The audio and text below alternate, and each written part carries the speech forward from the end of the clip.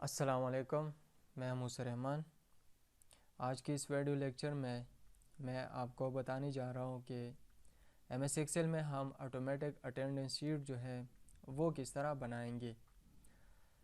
तो स्टार्ट करते हैं अपना लेक्चर स्टार्ट करने से पहले यही रिक्वेस्ट है कि अगर अभी तक इस चैनल को सब्सक्राइब नहीं किया है तो इस चैनल को सब्सक्राइब करें ताकि आने वाली जितनी भी वीडियोज़ है वो आप तक बआसानी पहुँच सके।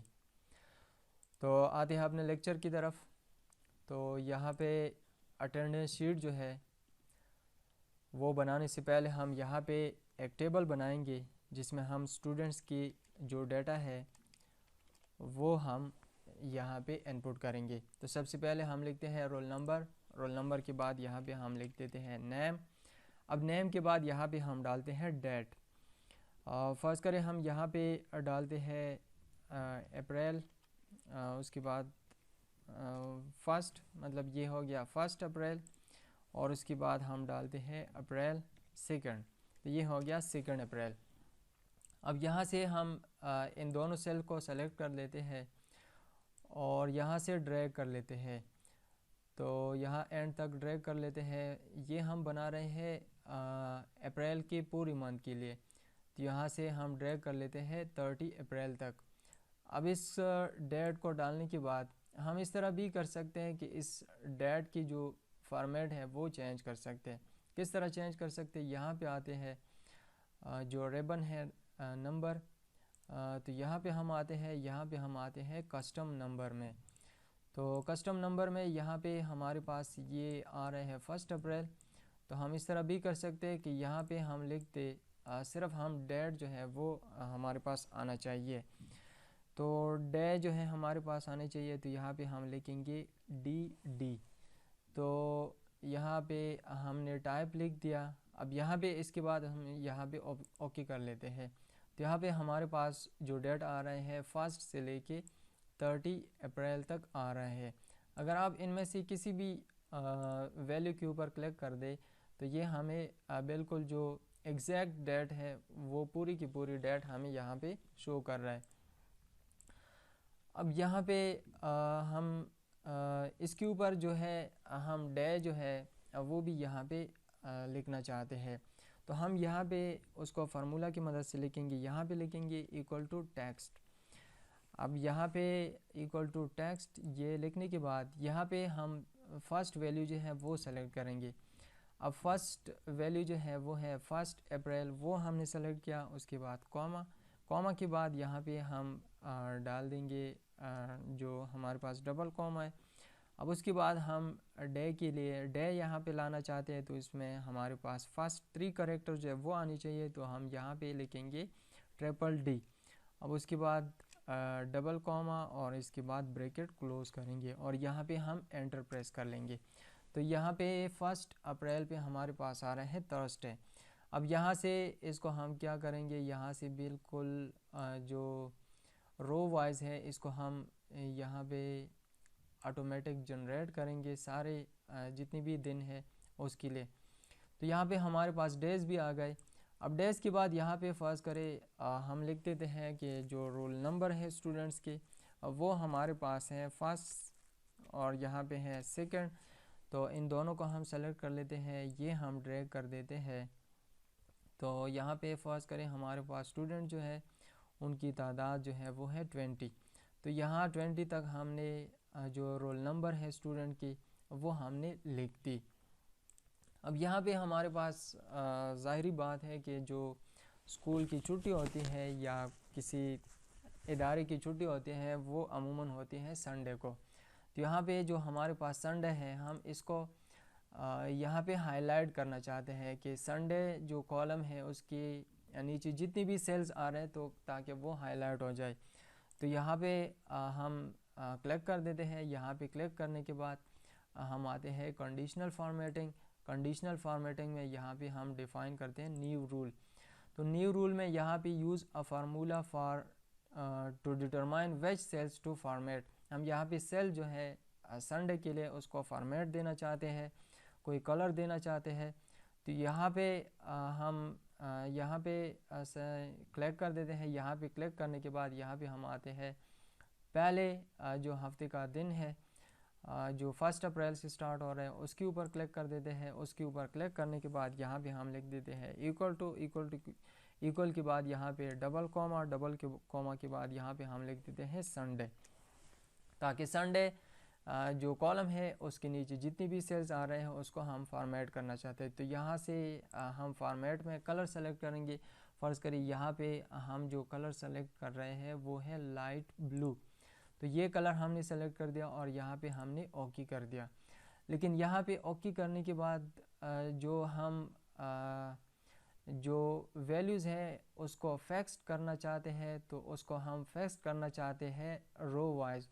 जब हम उसको रो वाइज फिक्स करना चाहते हैं तो यहाँ पे हम इससे डॉलर की सिंबल जो है वो रिमूव करेंगे।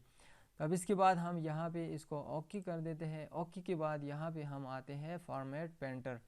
तो फॉर्मेट पेंटर जो है इसके ऊपर हम क्लिक कर देते हैं। इसके ऊपर क्लिक करने के बाद यहाँ से हम इसको ड्रैग करेंगे, तो जो 30 अप्रैल है वहाँ तक हम इसको ड्रैग करेंगे।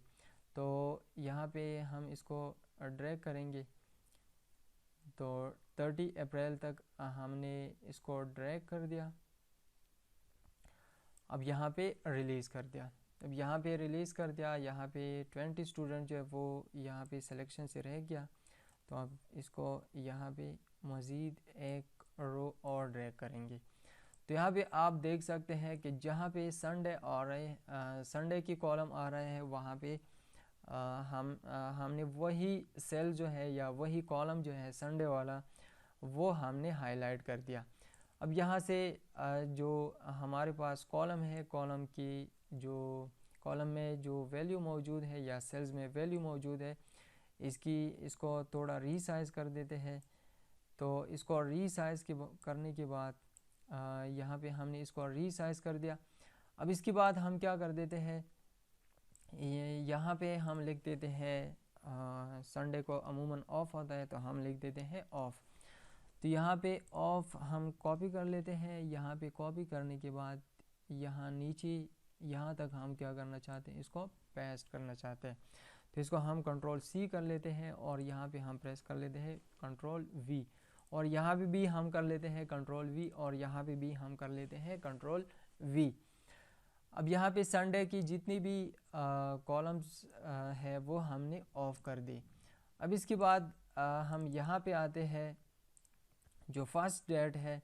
अब फर्स्ट डेट में यहाँ पे फर्स्ट करें हम लिख देते हैं, ज़्यादातर स्टूडेंट जो होते हैं वो हमारे पास होते हैं प्रेजेंट।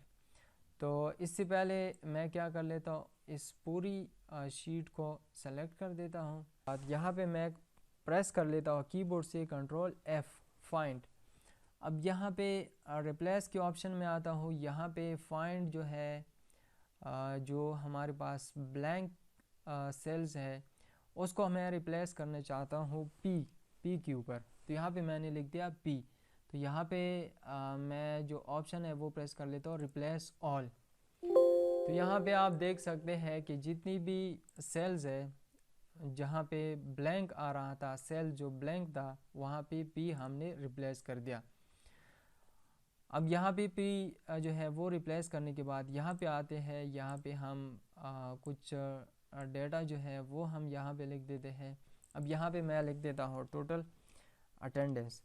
अब टोटल अटेंडेंस के बाद यहाँ पे मैं लिख देता हूँ टोटल प्रेजेंट। अब टोटल प्रेजेंट के बाद यहाँ पे मैं लिख देता हूँ टोटल लीव, जो स्टूडेंट्स लीव्स पे होते हैं, और यहाँ पे लिख देता हूँ टोटल जो हमारे पास एब्सेंटीज़ होते हैं स्टूडेंट की, वो हम यहाँ पे लिख देते हैं। अब ये सारा लिखने के बाद यहाँ पे कुछ फार्मूलाज जो है वो हम अप्लाई करेंगे। तो यहाँ पे टोटल अटेंडेंस जो है स्टूडेंट की वो मालूम करने के लिए, जैसे कि हमारे पास जो मंथ है उसमें जो डेज़ है वो है 30, इसमें जो हमारे पास ऑफ डेज़ आ रहे हैं वो आ रहे हैं 4। तो यहाँ पे इससे हम माइनस करेंगे 4, जो संडेज आ रहे हैं वो माइनस करेंगे। तो यहाँ पे हमारे पास जो स्टूडेंट की टोटल अटेंडेंस बनेगी वो बनेगी 26। तो यहाँ पे हमने 26 को यहाँ पे ड्रैग कर दिया नीचे तक। अब स्टूडेंट की टोटल अटेंडेंस जो है वो मालूम करने के बाद यहाँ पे हम फार्मूला लगाएंगे टोटल प्रेजेंट स्टूडेंट्स के लिए। तो यहाँ पे फार्मूला लिख देते हैं is equal to count F. तो काउंट एफ फार्मूला जो हम यहाँ पे काउंट एफ है ये लिखने के बाद यहाँ पे हम लिखेंगे यहाँ पे हम रेंज ऑफ वैल्यूज़ जो है वो सेलेक्ट करेंगे। तो रेंज ऑफ वैल्यूज़ जो है 1 अप्रैल से लेके 3 अप्रैल तक हम रेंज ऑफ वैल्यूज़ सेलेक्ट करेंगे। अब रेंज ऑफ वैल्यूज़ सेलेक्ट करने के बाद यहाँ पे कॉमा के बाद यहाँ पे डबल कॉमा और यहाँ पे हम लिखेंगे पी कि जहाँ पे आ रहा है वो हमें काउंट करके यहाँ पे शो कर दे। तो ब्रैकेट क्लोज कर ले, यहाँ पे एंटर कर देते हैं। तो हमारे पास टोटल प्रेजेंट स्टूडेंट जो है वो है 26। अब 26 क्यों है, क्योंकि यहाँ पे हमने कोई एब्सेंट या हमने कोई स्टूडेंट जो है वो हमने लीव पे नहीं लगाया है। अब यहाँ पे भी हम फार्मूला जो है वो अप्लाई कर देते हैं। यहाँ पे फार्मूला जो है वो सेम यही फार्मूला काउंट एफ और यहाँ पे हम रेंज ऑफ वैल्यूज़ जो है वो सेलेक्ट करेंगे 1 अप्रैल से लेके 30 अप्रैल तक। वो वैल्यू हमने सेलेक्ट कर दी। अब ये वैल्यू सेलेक्ट करने के बाद यहाँ पे कॉमा के बाद डबल कॉमा और यहाँ पे हम लिख देते हैं एल। जो स्टूडेंट लीव पे होते हैं उसके लिए हम यहाँ पे उनकी लीव फाइंड करेंगे। अब यहाँ पे हम फाइंड करेंगे टोटल एब्सेंटीज़। अगर कोई स्टूडेंट एब्सेंट है तो वो हम किस तरह यहाँ पे फाइंड कर सकते हैं। तो यहाँ पे भी हम लिख देते हैं काउंट एफ फार्मूला। तो यहाँ पे हम दोबारा रेंज ऑफ वैल्यूज़ जो है वो सेलेक्ट कर देते हैं। यहाँ जो है हमारे पास लास्ट जो है 30 और फर्स्ट जो है 1 अप्रैल। तो ये वैल्यू सेलेक्ट करने के बाद अब यहाँ पे रेंज ऑफ वैल्यू सेलेक्ट करने के बाद यहाँ पे कॉमा के बाद यहाँ पे ये हमने डबल कॉमा और इसके बाद यहाँ पे हम ए लिख देते हैं और उसके बाद ब्रैकेट क्लोज कर देते हैं, एंटर प्रेस कर देते हैं। अब ये टोटल प्रेजेंट स्टूडेंट जो है वो हमारे पास है 26 और टोटल लीव स्टूडेंट जो है वो है 0 और एब्सेंट स्टूडेंट जो है वो 0। अब यहाँ पे फर्ज करें हमारे पास एक स्टूडेंट है, उसके हफ्ते में 4 लीव है या 5 लीव है। तो यहाँ पे हम उसके लिए जो लीव है वो हम लिख देते हैं एल। यहाँ पे भी हमने एल लिख दिया।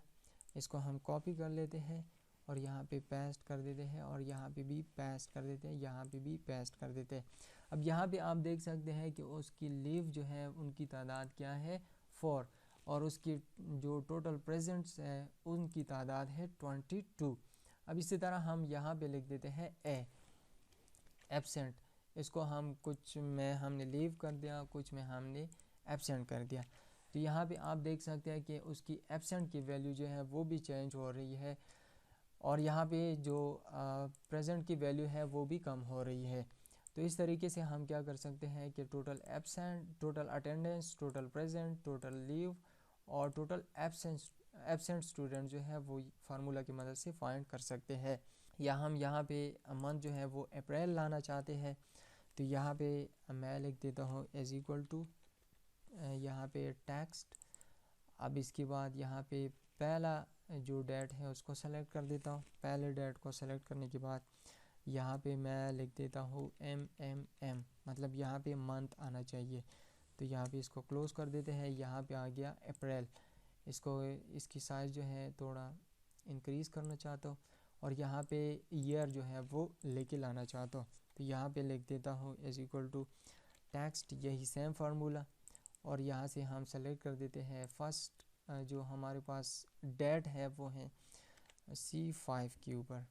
तो इस वैल्यू को हमने सेलेक्ट कर दिया। अब यहाँ पे हम लिखेंगे ईयर के लिए हम लिखेंगे YYY एंड Y। अब यहाँ पे आ गया 20, यहाँ पे हमारे पास आ गया 2021 डेट जो है। इसको भी हम थोड़ा बड़ा कर देते हैं। अब यहाँ पे जो हमारे पास जो वैल्यूज़ है फर्स्ट से लेके यहाँ लास्ट तक, इन जो हमारे पास जो ऊपर सेल्स है इन सेल्स को हम मर्ज कर देते हैं। अब इनको मर्ज करने के बाद यहाँ पे हम लिख देते हैं ऑटोमेटिक अटेंडेंस शीट। तो ये हम लिख दिया। अब इसको हम सेंट्रलाइज करते हैं। सेंट्रलाइज करने के बाद इसको भी हम इसकी वैल्यू को भी हम इंक्रीज़ कर देते हैं और इसकी जो बैकग्राउंड जो हमारे पास बैकग्राउंड कलर है वो भी इसकी चेंज करते हैं। अब ये बैकग्राउंड कलर के बाद हम इस पूरी टेबल को सेलेक्ट कर देते हैं। पूरी टेबल को सेलेक्ट करने के बाद यहाँ पे हम इसको जो बॉर्डर है वो देना चाहते हैं, तो यहाँ पे हमने कर दिया ऑल बॉर्डर। तो दोस्तों ये था आज का लेक्चर कि हम ऑटोमेटिक अटेंडेंस शीट जो है वो किस तरह बनाएंगे। आज के लिए इतना ही काफ़ी था। नेक्स्ट लेक्चर में दोबारा मुलाकात होगी। अल्लाह हाफिज़।